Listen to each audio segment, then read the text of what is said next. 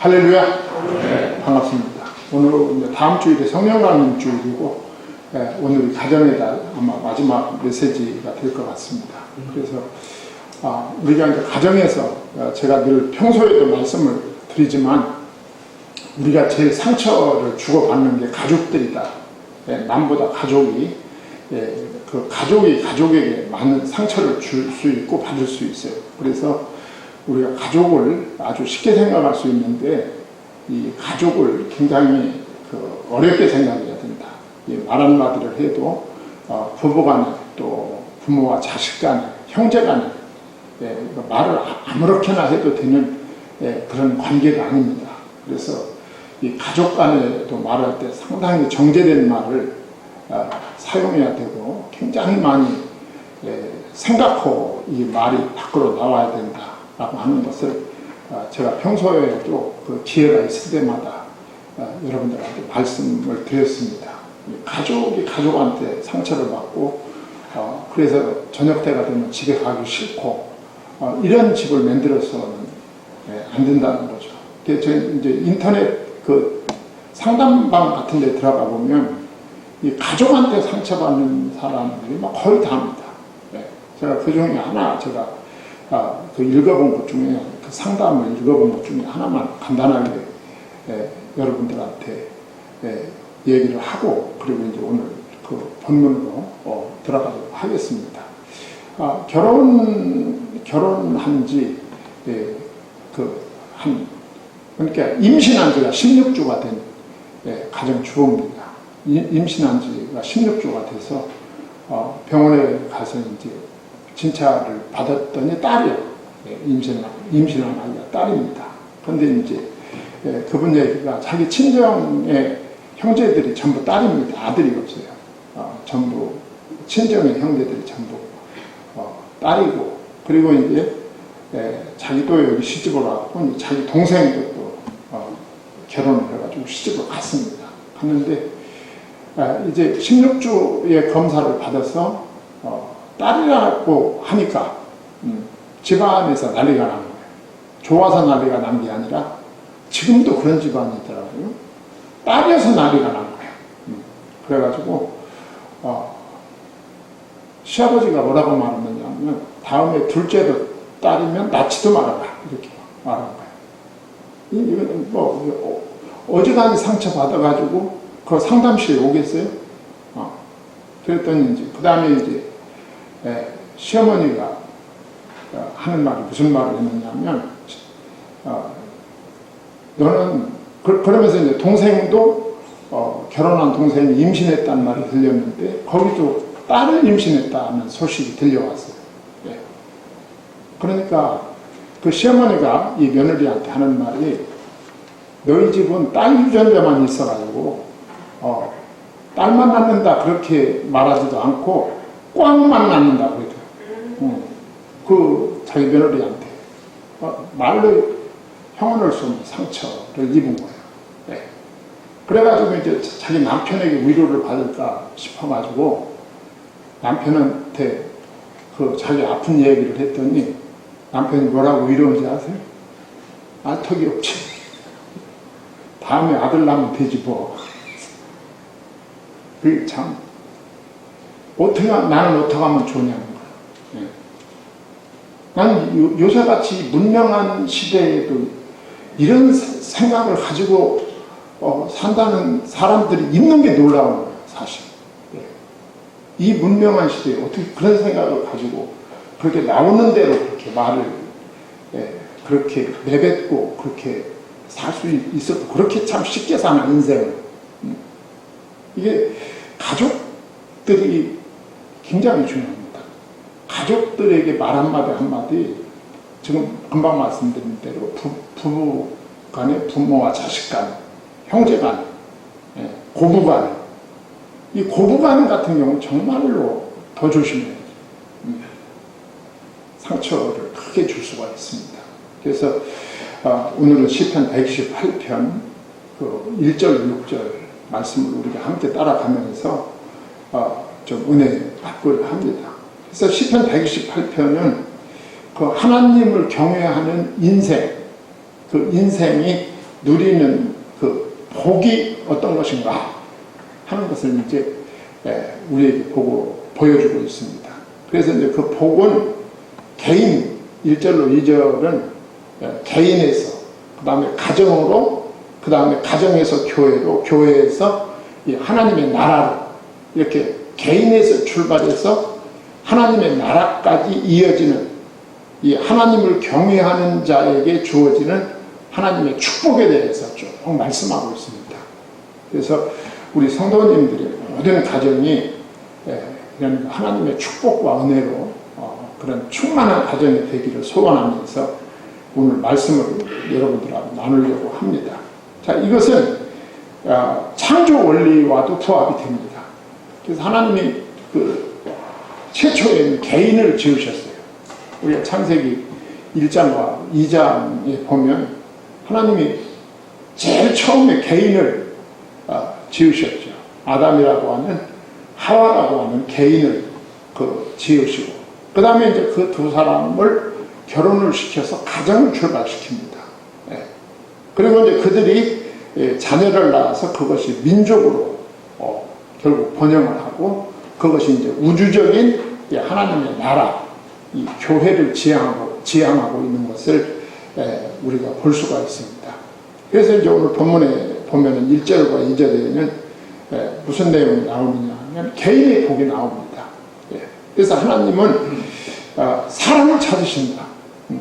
그 사람을 찾으시는데 어떤 사람, 한 사람을 찾는다. 여호와를 경외하며 그 도에 행하는 자마다 복이 있도다.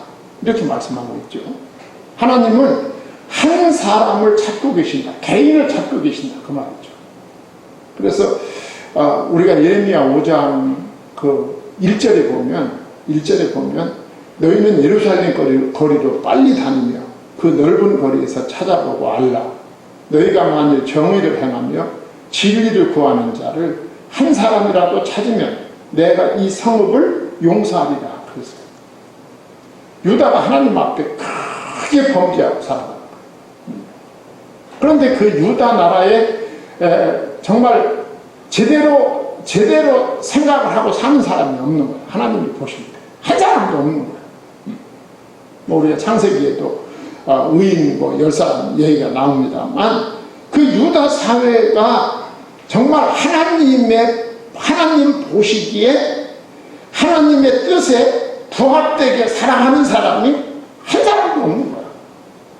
예루살렘 사회, 유대 사회에 그런 거예요. 그러니까 하나님이 선지자 예레미야를 시켜가지고 진리를 구하는 사람이 한 사람이라도 있으면 찾아가. 그 한 사람이라도 있으면 내가 그 나라를 심판하지, 예루살렘을 심판하지 않을 것이다. 하나님께서 그렇게 말씀하고 있어요. 그러니까 하나님이 찾는 사람이 한 사람이다. 그러면 하나님께서 찾는 그 한 사람이 누구가? 지금도 제가 언뜻 말씀드렸듯이 오늘 말씀처럼 여호와를 경외하며 그 도에 행하는 자. 여호와 하나님을 진짜로 경외하며 그 도에 행하는 사람 한 사람만 있어도 내가 이 예루살렘을 심판하지 않겠다.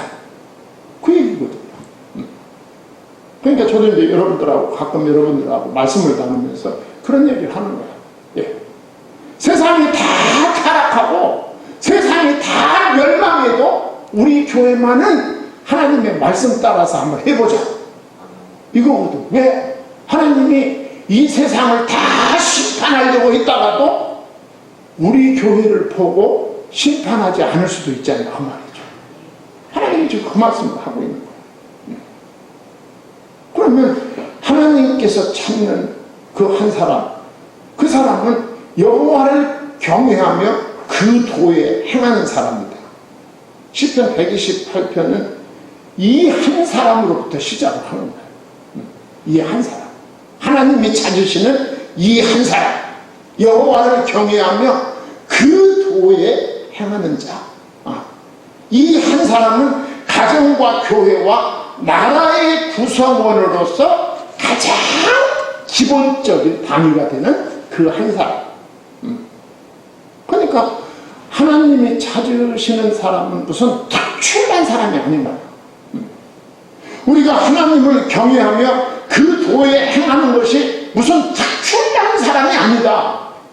무슨 자기의 가정을 버리고 직장을 버리고 사업장을 버리고 학교를 버리고 무슨 산속의 수도원에 들어가서 앉아있는 그런 사람이 아니다 그 말이에요. 하나님이 찾는 사람은 그런 특별한 사람이 아니다. 뭐 구약성경에 여러 곳에 나와 있지만 아모스 7장 14절로 15절에 보면 아모스가 부름받는 얘기가 나와요. 아모스가 아마시아에게 대답하여 이르되 나는 선지자가 아니며 선지자의 아들도 아니라 그랬어요. 난 특별한 사람이 아니다 그 말이죠. 나는 선지자도 아니고 선지자의 아들도 아니다. 나는 목자요 뽕나무를 재배하는 자로서 양떼를 따를 때에 여호와께서 나를 데려다가 여호와께서 내게 이르시기를 가서 내 백성 이스라엘에게 예언하라 하셨나이다 그랬어요.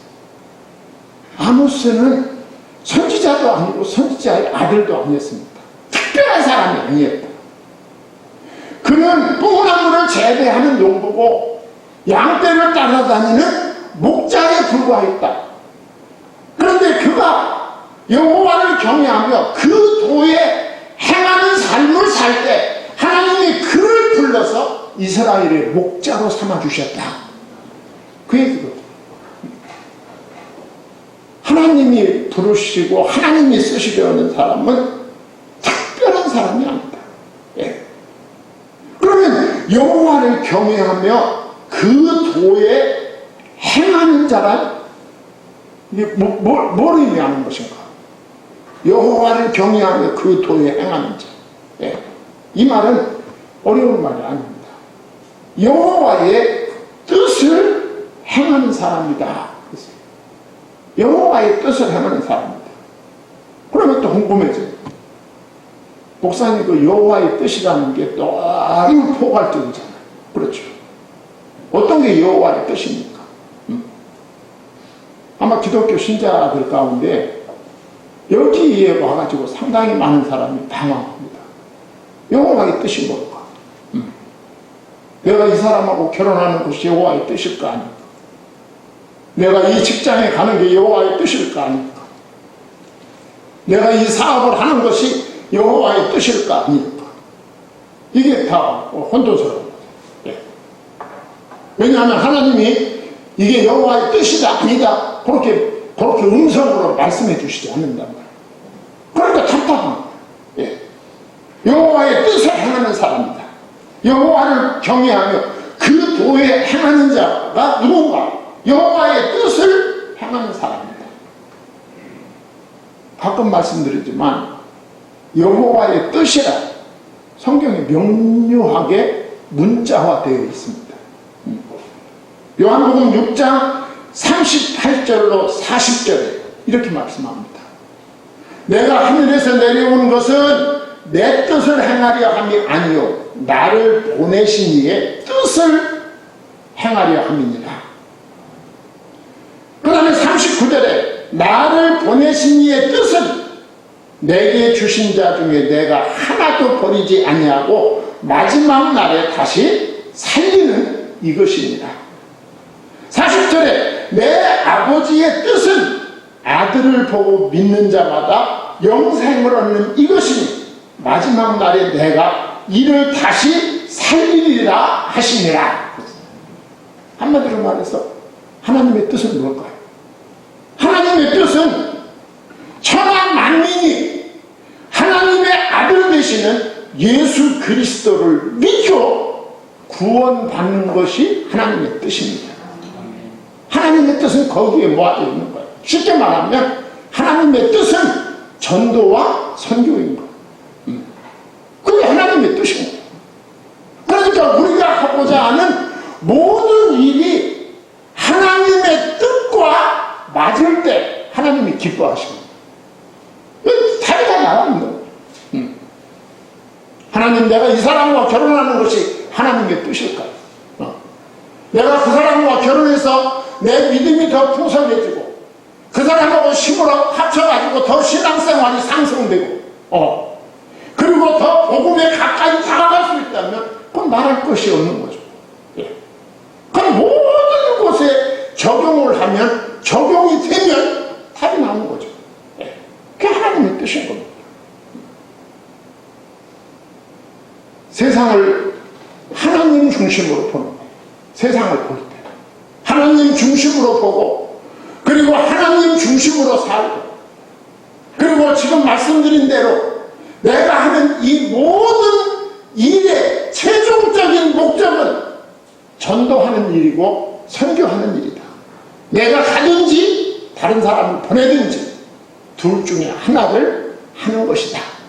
그게 최종 목적이 될 때 그게 여호와를 경외하며 그 도에 행하는 자가 되는 것입니다.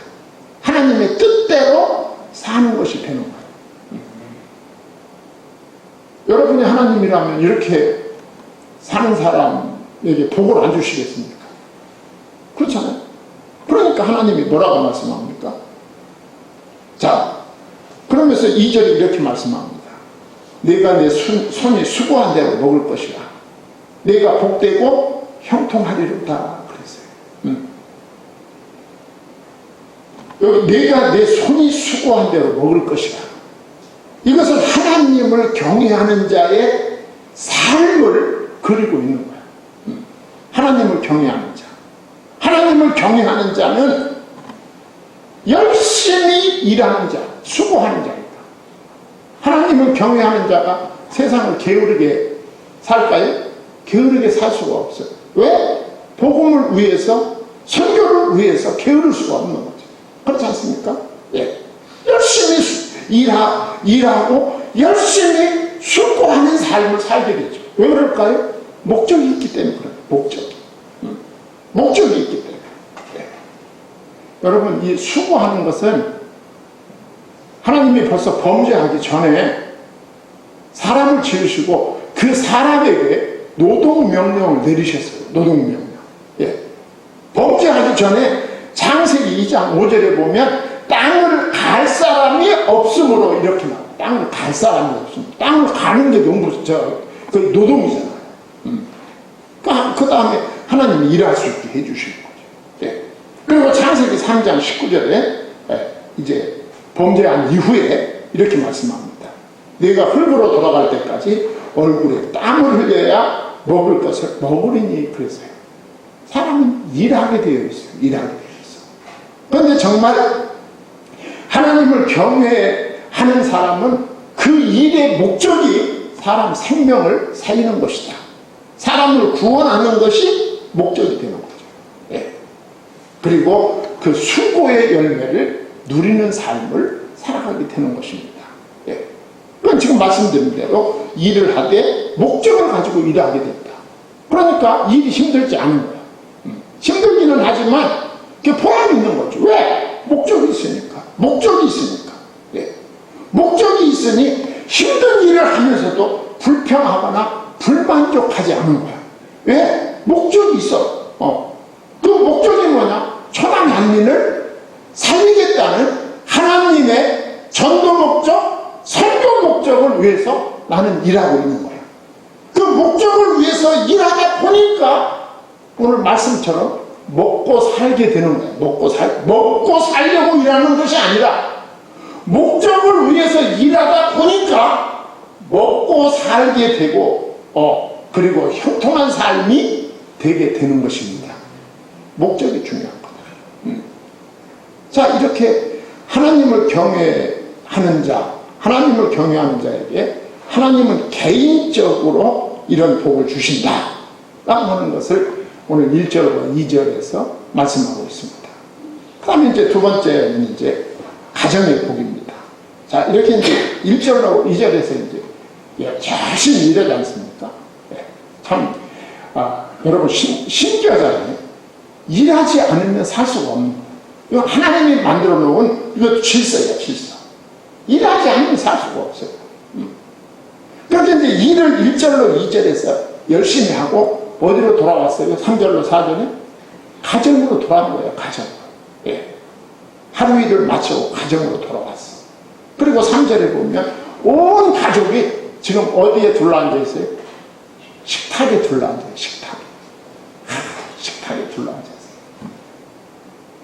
저는 제가 7남매 중에 넷째인데, 7남매 중에 넷째인데 요즘 같으면 태어나지도 못했을지도 몰라요. 안 태어났으면 청운교회 담임 목사 누가 하고 있으려나 뭐. 옛날에 어렸을 때 식탁에, 그 없는 시골에서 식탁이었죠. 애들 7, 어머니 아버지 하면 9이잖아. 쭉 둘러앉아있는 거예요. 둘러앉았는데 그 식탁에 둘러앉아있는 기간이 아버지한테 혼나는 기간이에요. 그 기간. 그냥 얼굴을 볼 수 없으니까 식탁에 있을 때 한마디씩 하는데, 그 식탁에서 한마디 하면 그렇게 서러울 수가 없어. 그런데 오늘 식탁은 그런 식탁 같지 않아요. 상절의 식탁, 온 가족이 식탁에 둘러앉았어요. 그리고 그 축복받은 한 가정의 모델이 여기 딱 제시되고 있는 거예요. 내 집 안방에 있는 내 아내는 결실한 포도나무 같은 좋은 아내가 있는 가정. 내 집 안방에 있는 내 아내는 결실한 포도나무 같다. 남편은 밖에서 가족을 위해 일하고, 아내는 남편을 보필하며 영육간에 자기 위치를 지키는 그런 안정되고 아주 그런 건강한 아내의 모습이 그려져 있어요. 본문에. 그런 가정이죠. 그리고 영육간에 건강한 자녀의 모습이 그려지고 있어요. 3절 하라. 내 식탁에 둘러앉은 자식은 어린 감람나무 같으리로다. 이 어린 감람나무는 아주 신선하고 활력이 넘치고 건강하고 유쾌한 삶을 상징적으로 보여줍니다. 건강한 자녀들이 있는 가정. 그리고 이 감람나무는 이게 생장력이 굉장히 강합니다.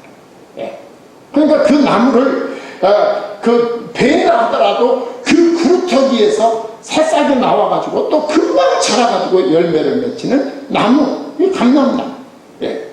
그러니까 복 있는 가정은 그 부모가 늙어서 세상을 떠나도 자식들의 그 자리에서 그 경건한 부모의 그 믿음을 이어나가는 그런 자식이 있는 가정. 정말 이상적인 가정이죠. 그래서 뭐라고 말하느냐 하면 4절에 여호와를 경외하는 자는 이같이 복을 얻으리로다 그랬어요. 그런데 여기서 우리는 단순하게 이 가정은 그냥 단순한 가정 얘기로 끝나는 것이 아닙니다. 이 성경적인 가정과는 가정에서 멈추지 않고 한 걸음 더 나가요. 한 걸음 더 들어간다 그 말.